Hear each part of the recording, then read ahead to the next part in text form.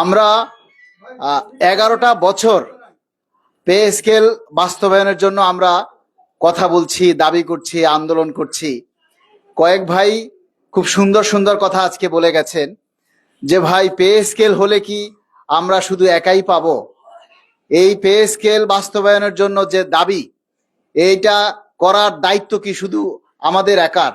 আমরা কথা বলছি, আমরা আন্দোলন করছি, আর আপনি ঘরে বসে যদি মনে করেন যে না আমাদের তো আর যাওয়ার দরকার নেই, আমাদের তো কোনো দায়িত্ব নেই, তাহলে এর রেজাল্ট কি হচ্ছে সেটা তো আপনারা এই দীর্ঘ 11 বছর ধরে আপনারা দেখেছেন।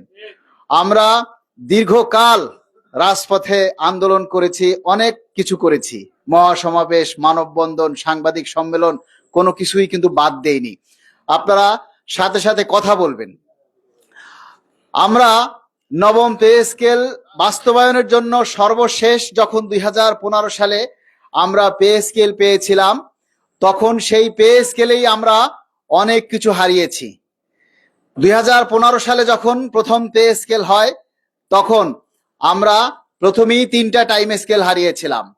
একটা সিলেকশন গ্রেড হারিয়েছিলাম, যারা তাদের সোনালী যৌবনটা রাষ্ট্রের উন্নয়নের কাজে ব্যয় করে শেষ বয়সে অবসরে যান, তারা 45% অবসর মানে গ্র্যাচুইটি হারিয়েছিলেন, ঠিক কিনা?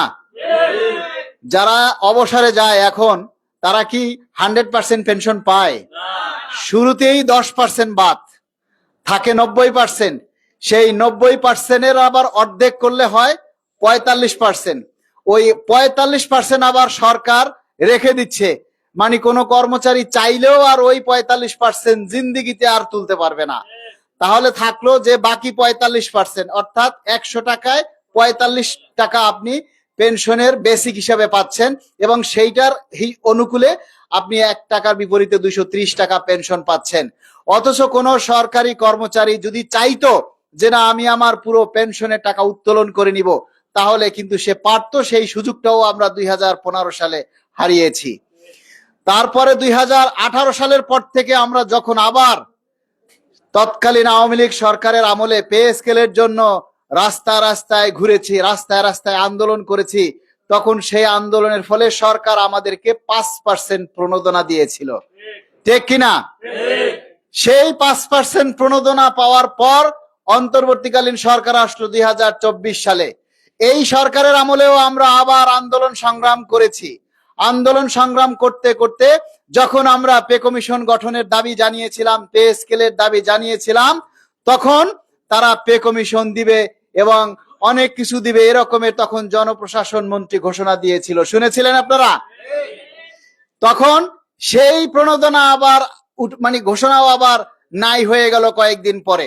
তারপরে যখন বাজেট ঘোষণা হয়, সেই বাজেটে আমরা কি পেলাম? 10% প্রণোদনা, অর্থাৎ আগের 5%-এর সাথে 10% আমরা প্রণোদনা পেলাম, তাই না? 15% আমরা প্রণোদনা পেলাম। তাহলে আওয়ামী লীগ সরকারের সময় আমরা পে স্কেল চেয়েছি, পেলাম 5% প্রণোদনা। অন্তর্বর্তীকালীন সরকারের সময় আমরা পে স্কেল চেয়েছিলাম, তখন আমরা পেলাম 15% প্রণোদনা। আর এখন বিএনপি সরকার ক্ষমতায় আসার পর আমরা পে স্কেল চেয়েছি, এখন শুনতে পাচ্ছি গণমাধ্যমের কাছে আমরা নাকি 50% পে স্কেল পাবো। এটা পে স্কেল নাকি প্রণোদনা? আপনারাই বলুন। আমরা প্রণোদনা চাই নাকি পে স্কেল চাই?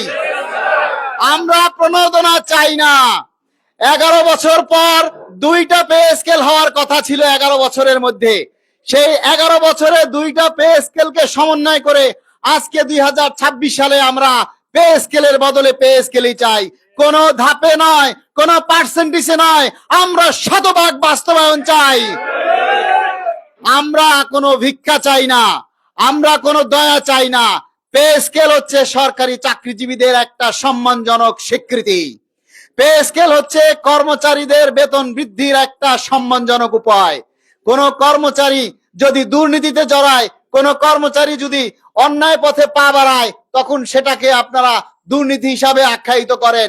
আজকে অনেক কর্মচারী ক্ষুধার জ্বালায় সংসার চালাতে না পেরে তারা হয়তো এই রকমের কাজ করতে বাধ্য হচ্ছে। এটার জন্য আমি মনে করি সরকারই দায়ী। কারণ সরকারের কাছে যখনই আমরা বেতন বৃদ্ধির কথা বলি, আমাদেরকে কিছু ওই প্রণোদনা দিয়ে চুপ করে থামিয়ে দেয়। এবার কিন্তু আর থামাথামি চলবে না। আমরা চাই আগামী 16 তারিখের আগেই সরকারের পক্ষ থেকে একটা স্পষ্ট নির্দেশনা। আমরা চাই আগামী 16 তারিখের আগেই সরকার যেন পে স্কেল প্রদানের ব্যাপারে একটা সুনির্দিষ্ট ঘোষণা দেন। আমরা বিভিন্ন পেপার পত্রিকার মাধ্যমে, বিভিন্ন গণমাধ্যমে যে আজগুবি কথাগুলি শুনতে পাচ্ছি, আজকে এটা হচ্ছে, কালকে ওটা হচ্ছে, আমরা এসব কথার কোনো সত্যতা খুঁজে পাই না। আমরা এই সমস্ত গণমাধ্যমের কথায় আস্থা রাখতে চাই না। আমরা এই সমস্ত গণমাধ্যমের কথায় আমরা ভরসা রাখতে চাই না। আগামী 16 তারিখ ঢাকা জাতীয় প্রেস ক্লাবে কেন্দ্রীয় প্রতিনিধি সমাবেশ হবে। আমরা চাই তার আগেই সরকারের পক্ষ থেকে একটা স্পষ্ট ঘোষণা যে আমরা পে স্কেল দিচ্ছি। আর যদি সেই ঘোষণা না আসে, তাহলে কিন্তু কর্মচারীরা যদি রাস্তায় নেমে আসে, তখন কিন্তু আপনারা কিছু বলতে পারবেন না। আমরা দীর্ঘদিন থেকে আমরা সরকারকে বুঝিয়েছি, দীর্ঘদিন থেকে আমরা সরকারের কাছে আকুতি মিনতি করেছি, আমরা আমাদের দাবির কথা বিভিন্ন ভাবে উপস্থাপন করেছি। তারপরও যদি আমাদের সেই দাবি বাস্তবায়ন না হয়, তারপর যদি কর্মচারীরা পরিবার নিয়ে, ছেলে সন্তান নিয়ে, স্ত্রীদেরকে নিয়ে যদি রাস্তায় নেমে আসে, তখন কিন্তু আপনারা কিছু বলতে পারবেন না।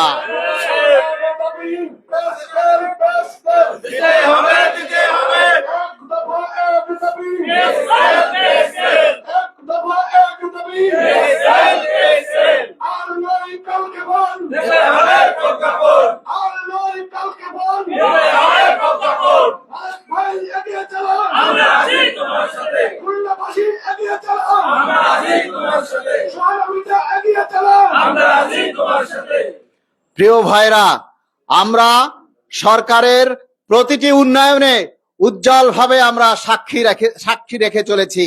আমরা রাষ্ট্রের প্রতিটি উন্নয়নে কাজ করে যাই, প্রত্যক্ষভাবে এবং পরোক্ষভাবে। আমরা যারা সাধারণ কর্মচারী আছি, কেউ শিক্ষক পেশায় আছে, কেউ সাধারণ কর্মচারী হিসেবে আছে, কেউ চিকিৎসা পেশায় আছে, কেউ অন্য পেশায় আছে, কেউ পুলিশে আছে, কেউ আর্মিতে আছে, কেউ বিভিন্ন ডিফেন্সে যারা আছে, প্রত্যেকটা মানুষ কিন্তু রাষ্ট্রের উন্নয়নের জন্য কাজ করে। এদেশে 22 লক্ষ সরকারি কর্মচারী মাত্র। এই 22 লক্ষ সরকারি কর্মচারীকে যদি রাষ্ট্র ভরণ পোষণ দিয়ে চালাতে না পারে, তাহলে কিসের সরকার? কিসের সরকার এই বাংলাদেশের কর্মচারীদের জন্য উন্নয়ন করবে বলেন? আমরা তো সরকারের সাথে সবসময় কাঁধে কাঁধ মিলিয়ে চলি। সরকারের উন্নয়নে যদি সরকারি কর্মচারীরা সাথে না থাকে, তাহলে কি সরকারের পক্ষে কোনো কিছু করা সম্ভব? কর্মচারী ছাড়া কি রাষ্ট্র চলবে?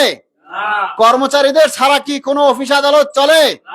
তাহলে সেই কর্মচারীরা যদি ভালো না থাকে, তাহলে রাষ্ট্রের উন্নয়ন কিভাবে হয়? আমরা সবসময় বলে থাকি, সরকারি কর্মচারীরা হচ্ছে রাষ্ট্রের একটা অংশ। রাষ্ট্রের যে একটা পরিবার, সেই পরিবারের একটা অংশ হচ্ছে সরকারি কর্মচারীরা। সেই সরকারি কর্মচারীরা যদি পরিবার পরিজন নিয়ে সচ্ছল ভাবে টেনশন ফ্রি হয়ে চলতে না পারে, তাহলে সরকারি চাকরি করে কি লাভ? আমাদের আগামী প্রজন্ম যারা আসবে, অনেকেই বলে চাকরিতে ভালো না লাগলে ছেড়ে দেন। আরে বাবা, চাকরি ভালো না লাগলে ছেড়ে দেওয়া সহজ কথা। তার জায়গায় তুমি আসলে তুমিও তো কালকে সেই একই গান গাওয়া শুরু করবে। তখন তুমিও তো বলবে যে অভাব, ঘরে ভাত নাই, বেতন নাই, 10 দিন বাজার চলে না। আমার মনে হয় সরকারি চাকরিজীবীদের মধ্যে প্রায় 90% কর্মচারী ঋণগ্রস্ত। এই কর্মচারীরা নিজেদের প্রভিডেন্ট ফান্ড খেয়ে না খেয়ে বেতনের টাকা কমিয়ে নিয়ে প্রভিডেন্ট ফান্ডে টাকা জমায়। সেই প্রভিডেন্ট ফান্ডটা তার বৃদ্ধ বয়সে একটা সম্বল হবে এই আশায়, কিন্তু সেই প্রভিডেন্ট ফান্ড থেকে তারা বারবার লোন নেওয়ার ফলে কিস্তির পরিমাণ এমন পরিমাণ ভাবে দাঁড়িয়ে যায়, তখন যদি তারা ঋণ কাটার পরে, কিস্তি কাটার পরে মাস শেষে যে বেতন পায়, তাতে তাদের 10 দিন 15 দিন চলে না, আবার তারা ধার দেনা শুরু করে। এভাবে আমাদের এই নির্যাতনের উপরে, আমাদের লাঞ্ছনার উপরে দীর্ঘ 11টা বছর চলছে। তাই আমরা আজকে আমাদের যে দেশ নায়ক জনাব তারেক রহমান, আজকের মাননীয় প্রধানমন্ত্রী, আপনার কাছে অনুরোধ করব, আপনি দীর্ঘকাল পর নির্বাচিত হয়ে সরকারের ক্ষমতায় এসেছেন। আপনি ক্ষমতায় এসেই এই যে ফ্যামিলি কার্ড, কৃষক কার্ড, তারপরে আরো যে উন্নয়নমূলক কাজগুলো করছেন, আমরা এই কাজকে সাধুবাদ জানাই। তবে এর সাথে সাথে সরকারি কর্মচারীদের উন্নয়নের জন্য আপনার দায়িত্ব রাখা উচিত। এর পাশাপাশি সরকারি পরিবারগুলো যাতে ভালো থাকে, সেজন্য আপনার দৃষ্টি দেওয়া উচিত। আমরা সব সময় দেখেছি যে আমাদের যে দ্রব্যমূল্য আজকে 11 বছরে ধাপে ধাপে বৃদ্ধি পেয়ে আজকে কোথায় এসেছে আপনারা দেখেন। 2015 সালে আপনারা যে দ্রব্যগুলো কিনতেন, চাল ডাল আর লবণ আটা ময়দা সুজি, আজকে কি সেই পর্যায়ে সেই দামে আছে? তাহলে আমাদের বেতন কি বেড়েছে? 11 বছরে বেতন বাড়েনি, কিন্তু দ্রব্যমূল্যের দাম বেড়েছে। 11 বছরে বেতন বাড়েনি, কিন্তু দাম কি থেমে আছে? দাম কিন্তু প্রতিদিন প্রতি সময় বেড়েছে।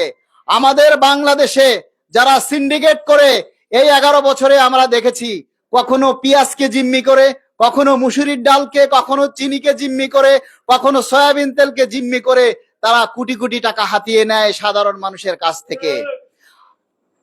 গোডাউনে তেল জমা থাকে, তারপরও দোকানে গিয়ে আমরা তেল পাই না। এমন সময়ও দেখা গেছে আজকে অকটেন, পেট্রোল, ডিজেল সবকিছুর দাম বেড়েছে, শুধু মানুষের দাম বাড়েনি। আজকে প্রতিটি পণ্যের দাম বাড়ে, চালের দাম বাড়ে, ডালের দাম বাড়ে, সবকিছু বাড়ে, শুধু একজন সরকারি কর্মচারীদের জীবনের মূল্য বাড়ে না, একজন কর্মচারীর দাম বাড়ে না।